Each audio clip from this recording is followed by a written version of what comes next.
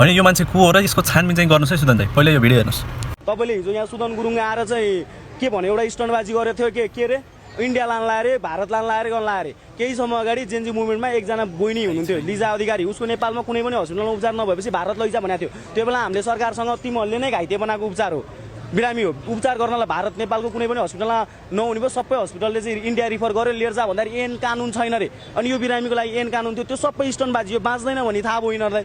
यही 2-4 हजारको लोभमा यो मान्छे पाइ थियो, आफूले केही गर्न नसक्ने कि तिमीले चाहिँ यसरी बोलेर चाहिँ के गर्छौ तिमी भन त।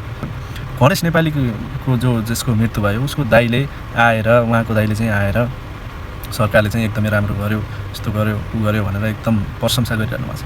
यिनीहरूले चाहिँ भ्रम फैलाइरहेको छ कि भ्रम अराजक चाहिँ फैलाउने हो, नयाँ सरकारलाई चाहिँ ढालेरै छोड्ने हो भन्ने यिनीहरूको योजना हो।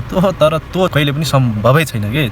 अझ यो मान्छेलाई चाहिँ एकदमै छानबिन गरेर किन यस्तो बोल्दैछ, कोबाट परिचालित छ, एकदमै राम्रोसँग एक चिजको छानबिन गरेर यसलाई चाहिँ मजाले रामधुलाई हान्ने, सजाय चाहिँ मिठो दिनुपर्छ।